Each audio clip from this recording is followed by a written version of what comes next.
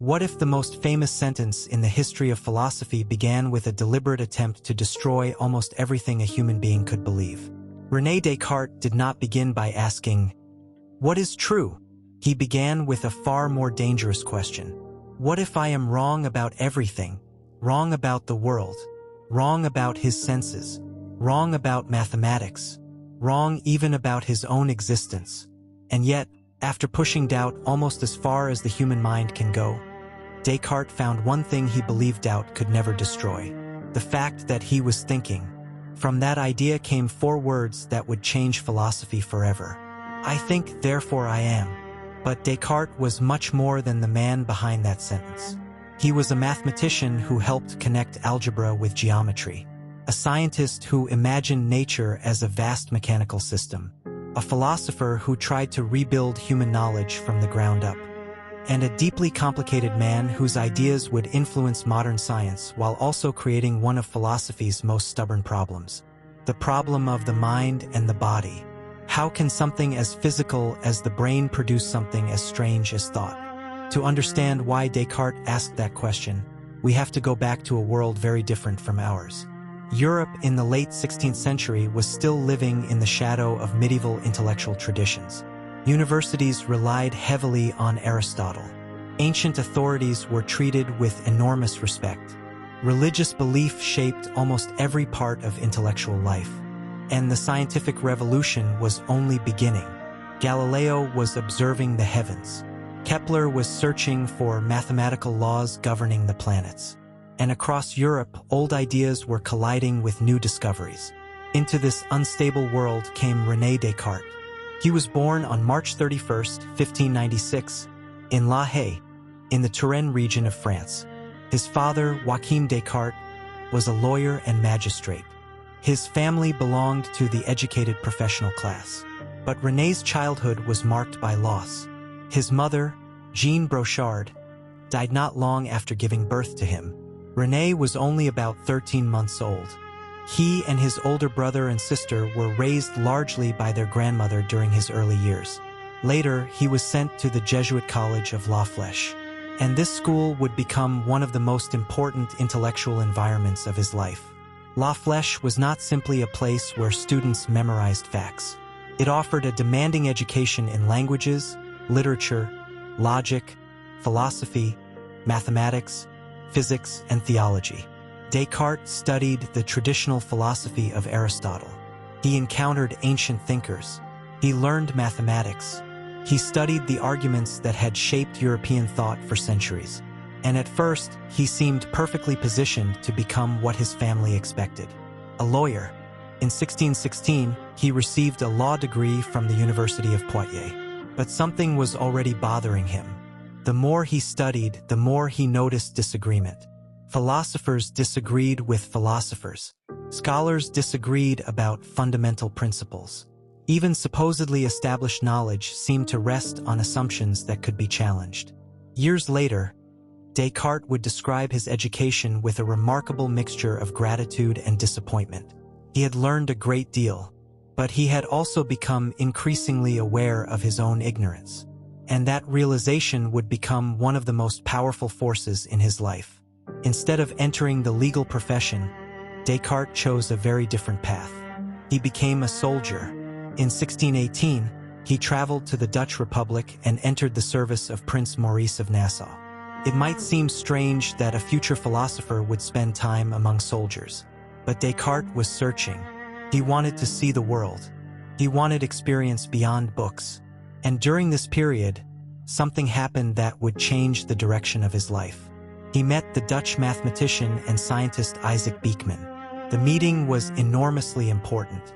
Beeckman encouraged Descartes to think about mathematics as a tool for understanding physical reality. Instead of treating mathematics as an abstract game, Descartes began to see mathematical relationships everywhere. In motion, in mechanics, in geometry, in nature itself. The young Descartes became intensely interested in the possibility that the complicated world could be understood through simple mathematical principles. But the most famous moment of this period came in the winter of 1619. According to Descartes' later accounts, on the night of November 10th, he experienced 3 dreams.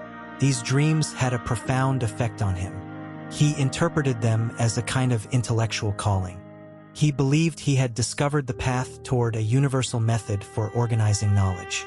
The story has often been dramatized. A young soldier, alone in a heated room, suddenly receiving a revelation that would transform human thought. Some versions of the story make it sound almost supernatural, but historians have to be careful here. We know Descartes himself later described the dreams and gave them great significance. What we cannot know is exactly what happened inside his mind that night. The important historical fact is what came afterward. Descartes became convinced that knowledge needed a new foundation, and he wanted to find a method powerful enough to apply across different fields. Mathematics gave him the model. Mathematics appeared to offer something philosophy often lacked: certainty. If you accept a few basic principles, you can follow a chain of reasoning and reach a conclusion. No appeal to tradition is necessary. No vote is necessary. No authority figure needs to approve the result. The reasoning either works or it does not. Descartes wanted to bring that kind of certainty into the search for knowledge itself. But first, he needed to solve a terrifying problem. How do we know that anything we believe is actually true? Consider your senses. You can see the room around you. You can hear sounds. You can feel the surface beneath your hand. Most of the time, you trust these experiences without thinking about them. But Descartes noticed something disturbing. Our senses sometimes deceive us. A straight stick can look bent when placed in water. A distant object can appear tiny. A dream can feel completely real while it is happening. And if the senses have deceived us before, how can we be absolutely certain they are not deceiving us now? Descartes pushed the problem further. Suppose you are dreaming. While you dream, you usually do not know that you are dreaming. You experience events. You see people. You hear voices. You move through places. Everything seems real. So what guarantees that your current experience is not another dream? This was not merely a philosophical trick. Descartes was trying to create the strongest possible test for certainty. He wanted to find something that could survive even the most extreme doubt. He imagined, as a thought experiment, that perhaps an extraordinarily powerful deceiver was misleading him. Maybe everything he saw was false. Maybe the physical world did not exist as he believed. Maybe even his mathematical reasoning was being manipulated. And if all of that could be doubted, what remained? Something very simple: the act of doubting itself. If Descartes was doubting, then he was thinking. And if he was thinking, there had to be a thinker. That produced the famous conclusion: I think, therefore I am. The original Latin phrase is even shorter: cogito ergo sum. I think, therefore I am. It is important to understand what Descartes meant. He was not saying that thinking proves every belief is true. He was saying something narrower and more radical. At the very moment he is thinking, his existence as a thinking being cannot be coherently denied. Try to doubt your own existence. You think, maybe I don't exist. But who is doing the doubting? The very attempt to deny your existence becomes evidence that there is a thinking activity happening. For Descartes, this was the first solid point in a foundation of knowledge. Everything else would have to be rebuilt from there. And this is where his project becomes much more complicated.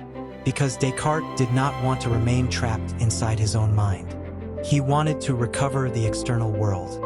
He wanted to establish that mathematics was trustworthy. He wanted to establish that God exists. He wanted to explain how the physical universe works. And he wanted to understand the human body. That ambitious project would eventually produce some of the most influential books of the 17th century. But before that, Descartes faced another challenge. The scientific world was changing rapidly, and one of the most dangerous questions concerned the structure of the universe. Was Earth at the center, or did Earth move? Copernicus had proposed a sun-centered system. Kepler had discovered mathematical laws describing planetary motion. And Galileo was using telescopes to reveal a dramatically different cosmos. Descartes was paying attention. He began developing his own system of natural philosophy. He imagined matter as something governed by mechanical principles. Instead of explaining natural events through mysterious qualities or hidden purposes, he wanted to explain them through matter, motion, shape, and laws. Nature, in his view, could increasingly be treated like a machine. And then Galileo was condemned by the Roman Inquisition in 1633. The event deeply affected Descartes. He had been preparing a major work called The World. It presented a natural philosophy that included a moving earth and a mechanistic account of nature. After Galileo's condemnation, Descartes decided not to publish it. This was not a minor editorial decision. He was frightened by what could happen if his ideas were seen as conflicting with religious authority. His hesitation reveals something important about him. Descartes is often portrayed as a fearless revolutionary who simply destroyed the old world. Reality was more complicated. He wanted radical intellectual freedom, but he also wanted to remain within a Christian intellectual framework. He believed his philosophy could support religious belief rather than destroy it. That tension would follow him for the rest of his life. Eventually, Descartes found another way to present his ideas. In 1637, he published the Discourse on the Method. It was written in French rather than Latin. That mattered. Latin was the language of scholars. French could reach a broader educated audience. The discourse was accompanied by 3 scientific essays. One was on optics, one was on meteorological phenomena, and one was called Geometry. That final work would have consequences far beyond philosophy, because Descartes had found a way to connect 2 subjects that had traditionally been treated as distinct: algebra and geometry. Imagine you have a curve, a circle, a parabola, a complicated shape drawn on a page. Traditionally, geometry dealt with the shape itself. You reasoned about lines, angles, circles, and proportions. Algebra, meanwhile, dealt with numbers and equations. Descartes helped create a bridge between the two. Instead of merely looking at a geometric shape, you could describe relationships using equations. A curve could be represented mathematically. A geometric problem could become an algebraic problem. And an algebraic equation could be interpreted geometrically. This became the foundation of what we now call analytic geometry. It is one of the reasons students today can draw equations on coordinate planes. But there is an important myth to clear up. People often say Descartes simply invented the modern Cartesian coordinate system, complete with the familiar x-axis and y-axis. That is too simple. The modern coordinate system was developed through a longer mathematical history. Descartes did not present the exact classroom system we use today. His notation and methods were different, but his work created a crucial connection between algebraic equations and geometric curves. That connection was revolutionary, and it helped prepare the mathematical world for something even bigger: calculus. A generation later, Isaac Newton and Gottfried Wilhelm Leibniz would develop calculus. Calculus became one of the most powerful mathematical tools ever created. It allowed scientists to analyze change, motion, acceleration, rates, areas, growth, planetary orbits, engineering, and much more. Analytic geometry did not single-handedly create calculus, but the ability to describe geometry using algebra provided an essential part of the mathematical language that made later developments possible. And that is one of Descartes' most enduring contributions. He helped turn geometry into something that could be calculated. But mathematics was only half of his ambition. Descartes wanted to understand reality itself. In 1641, he published the Meditations on First Philosophy. This was where his method of radical doubt reached its most famous form. The book begins with a challenge. Assume that many of your previous beliefs might be false. Strip them away, then see what survives. The result was not meant to be permanent skepticism. Descartes did not want to conclude that nothing can be known. He wanted the opposite. He wanted certainty strong enough to support science. So he began with the thinking self. Then he argued for the existence of God. And from there, he attempted to establish that the external world could be trusted. Modern philosophers have challenged almost every stage of this argument. Some have argued that Descartes moved too quickly from the certainty of thought to the certainty of a particular self. Others have criticized his arguments for God's existence. Others have questioned whether his method ever escapes the skepticism it creates. But regardless of whether the entire system succeeds, the questions Descartes raised changed philosophy permanently. And perhaps the most famous of those questions concerned the relationship between mind and body. Think about your own experience. You have a physical body. It has a brain, a nervous system, a heart, muscles, chemistry, electrical activity. But you also have thoughts. You experience pain. You remember childhood. You imagine the future. You feel fear. You experience beauty. You can ask yourself questions. You can wonder why you exist. Descartes believed mind and body were fundamentally different kinds of things. The body belonged to the physical world. It occupied space, could move, could be measured. The mind was a thinking thing. It was not simply another physical object. This became known as substance dualism, and it created a problem that philosophers are still arguing about. If the mind and body are fundamentally different, how do they interact? Suppose you decide to raise your hand. The thought appears, then your arm moves. How does an immaterial thought cause physical muscles to contract? Or suppose you touch a hot surface. Your body reacts. Pain appears in consciousness. How does physical activity in the nervous system become a subjective experience? Descartes suggested that the interaction between mind and body was connected to the pineal gland in the brain. At the time, this seemed plausible to him. Today, we know the pineal gland does not perform the role Descartes assigned to it.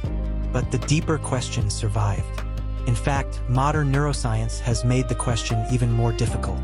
We now know an extraordinary amount about neurons and brain chemistry. We can measure electrical activity in the brain. We can observe patterns associated with perception, memory, language, and decision-making. And yet one mystery remains. Why should physical processes be accompanied by conscious experience at all? Descartes did not solve that problem, but he helped define it. That is why his influence reaches into modern philosophy of mind. His ideas also shaped the development of modern science in another way. He believed physical nature could be explained through mathematical laws and mechanical processes. Bodies moved, forces acted, matter occupied space. Nature did not need to be explained through mysterious hidden purposes every time something happened. This mechanistic picture became extremely influential. It helped encourage a vision of nature as something that could be studied, measured, modeled, and mathematically described. But Descartes was not simply a cold rationalist who ignored observation. He conducted investigations into optics. He studied anatomy. He developed theories about the circulation and functioning of the body. He tried to explain the rainbow. He worked on the mathematics of curves. He even published an important account of the law of refraction in optics. Some of his scientific theories were wrong. Others were important steps toward later science. This is another reason his legacy is complicated. Descartes was brilliant, but brilliance did not make him infallible. His mechanistic biology sometimes reduced animals to complex machines. He believed animal bodies could be explained entirely through physical mechanisms. That view influenced later scientific thinking. But it also contributed to a controversial picture of animals as lacking conscious experience in the human sense. Today, animal consciousness is an active scientific and philosophical subject. Descartes' confidence in mechanical explanation was both powerful and limited, pushed science forward. But it also demonstrated the danger of turning a useful model into an absolute worldview. And then there was the man himself. Descartes spent much of his adult intellectual life in the Dutch Republic. He moved frequently. He valued privacy. He preferred working away from the noise of universities and political centers. He once described his desire to live quietly. He wanted the freedom to think. And despite his reputation as an abstract philosopher, his personal life contained a deeply human tragedy. In 1635, Descartes fathered a daughter named Francine with Helena Yance, a woman who worked as a servant. Francine was his only known child. Descartes did not publicly present her simply as his daughter. In correspondence, he referred to her as his niece. The reasons are not completely clear. but historical evidence supports that he was her father. Francine became part of his life. He made arrangements for her education. He cared about her future. And then, in 1640, tragedy struck. Francine died at the age of 5. She died from scarlet fever. The loss devastated Descartes. Later accounts describe the philosopher grieving deeply, and that matters because Descartes' philosophy is often caricatured as a system that treats human beings as detached reasoning machines. But his life tells a different story. He experienced grief, attachment, fear, hope, love, and loss. He was also fascinated by the emotions. In 1649, he published The Passions of the Soul. The book explored how emotions arise, how they affect the body, and how reason might respond to them. This was not simply an attempt to eliminate emotion. Descartes believed the passions were part of human life. The challenge was learning how to understand and regulate them. His correspondence with Princess Elizabeth of Bohemia is especially revealing. Elizabeth was highly educated and intellectually formidable. Beginning in 1643, she corresponded with Descartes about philosophy, mathematics, morality, emotions, and the relationship between mind and body. And she asked him a question that exposed a weakness in his system. If the mind is immaterial and the body is physical, how can the two causally interact? It is easy to say they interact. It is much harder to explain how. Elizabeth would not let Descartes escape the problem. Her questions forced him to think more carefully about the relationship between mind and body. Their correspondence is important not only because it reveals Descartes' ideas. It also reveals the intellectual power of Elizabeth herself. She was not merely a passive student asking questions. She challenged him. She pushed back. She identified problems. And Descartes took her seriously. In fact, he dedicated his principles of philosophy to her. He also wrote The Passions of the Soul partly in response to their discussions. So one of the most important influences on Descartes' later thinking came through an intellectual relationship with a woman whose philosophical work was long overshadowed by his. This is an important reminder. Intellectual history is not simply a story of isolated geniuses.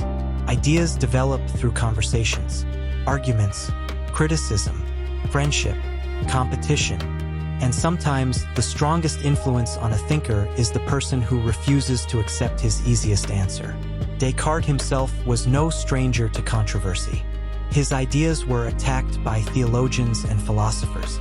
His teachings became the center of disputes in Dutch universities. At Utrecht, his philosophy became involved in a bitter conflict with the theologian Gisbertus Voetius. Descartes defended himself vigorously. He could be remarkably combative.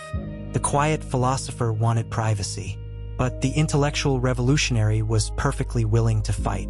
His relationship with other thinkers could also become tense. He disagreed with scholars over mathematics. He became involved in disputes over scientific theories, and his philosophy was eventually condemned in some academic settings. Yet his influence continued to grow. By the middle of the 17th century, Cartesian philosophy had become a major intellectual movement. Students studied his mathematics. Scientists debated his physics. Philosophers argued over his metaphysics.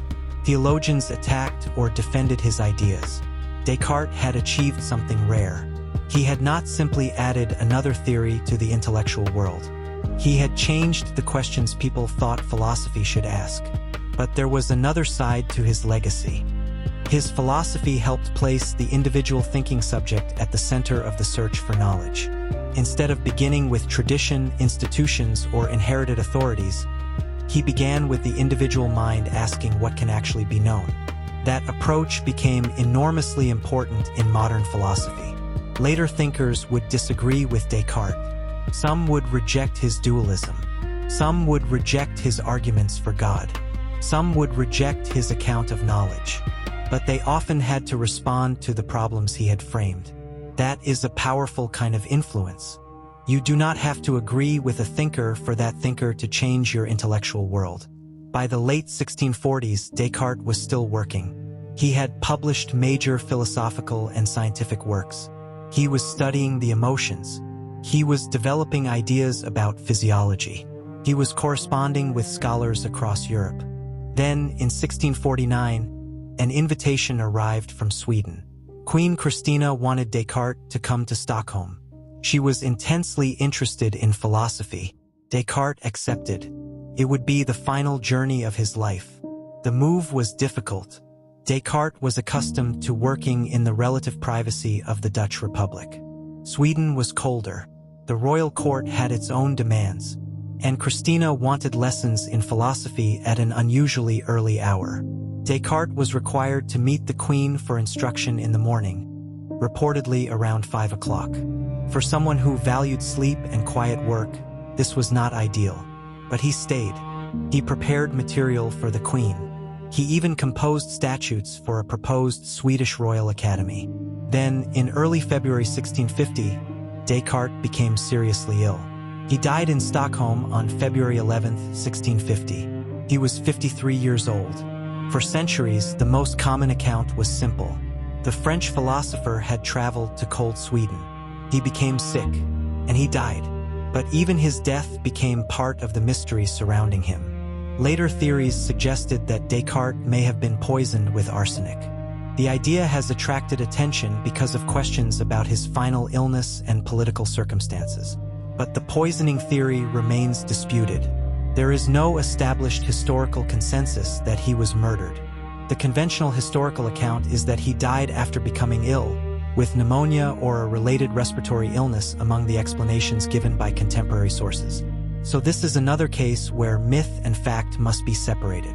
Descartes' death was mysterious enough to inspire speculation. But speculation is not proof.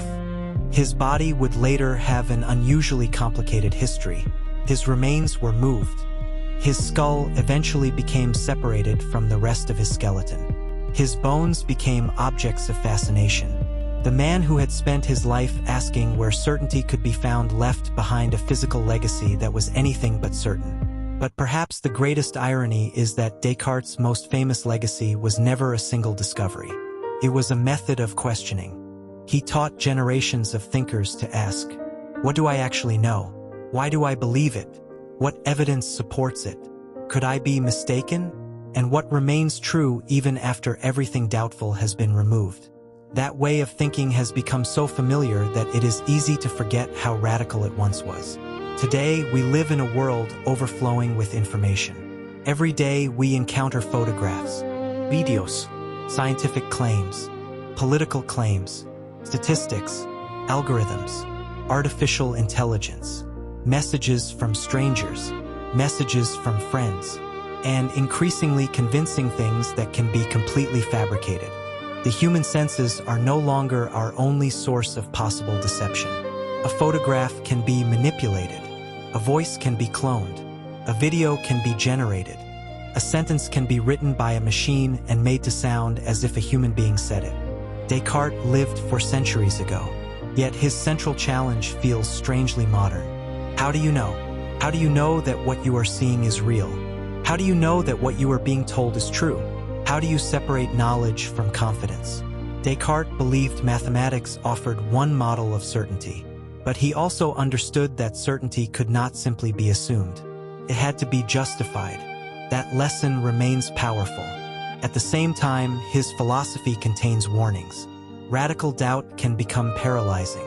Reason alone can miss the complexity of human experience. A mathematical model can explain one aspect of reality without explaining everything. And the separation between mind and body that Descartes proposed remains one of the deepest unresolved questions in philosophy. Modern science has shown that the brain is inseparable from physical processes. Damage to the brain can change personality. Chemistry can alter mood. Electrical activity can influence perception. Sleep can transform thought. Yet, the subjective experience of consciousness remains difficult to reduce to a simple physical description. We can map brain activity, but mapping activity is not the same as explaining why there is an experience at all. In that sense, the question Descartes raised centuries ago is still alive. What exactly is the thing that says, I? Is it the brain, the mind, a network of biological processes, something that emerges from matter? Or is consciousness something we still do not understand? Descartes believed the mind was a distinct thinking substance. Modern neuroscience does not accept his explanation, but the mystery he identified remains. And perhaps that is why his famous sentence has survived. I think, therefore I am. Sounds simple, almost obvious. But underneath those 4 words is an enormous philosophical explosion. It asks us to imagine stripping away everything. The room, the body, the memories, the people around us, the physical world, even mathematics, and then to ask what remains. For Descartes, the answer was thought, the thinking self. That conclusion became one of the foundations of modern Western philosophy. But there is an even deeper lesson in the story of René Descartes. He was not remembered because he knew everything. He was remembered because he was willing to question what everyone else thought they knew. He was wrong about many things. His physics was eventually replaced. His explanation of the pineal gland was wrong. His account of animals was deeply controversial. His arguments for certainty have been attacked for centuries. His method did not produce the perfect foundation he hoped for, and yet his failures did not erase his importance. They helped define the problems that came afterward. Science often advances this way, not by discovering perfect answers, but by asking better questions. Descartes wanted certainty. What he ultimately gave the world may have been something more useful, a disciplined form of doubt. The courage to stop, to question, to separate assumption from evidence, to ask why, and then to ask why again. That habit can be uncomfortable.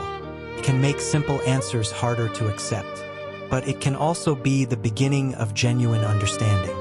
For 100 years after Descartes walked through the streets of 17th century Europe, we are surrounded by technologies he could never have imagined. Computers, satellites, neural networks, space telescopes, quantum physics, medical imaging, machines that can process billions of calculations in seconds. And yet, the most basic questions remain surprisingly familiar. What is reality? What can we know? What is the relationship between the physical world and the mind? And perhaps most strangely of all, who is the I doing the thinking? Descartes began his philosophical journey by doubting almost everything. He ended his life without solving every mystery. But maybe that was never the real achievement. Maybe the lasting power of René Descartes is not that he found the final answer. It is that he taught the world to become suspicious of easy answers. And the next time you look at something you believe completely, there is a question worth asking. Not, do I believe this? But something much more unsettling. How do I know?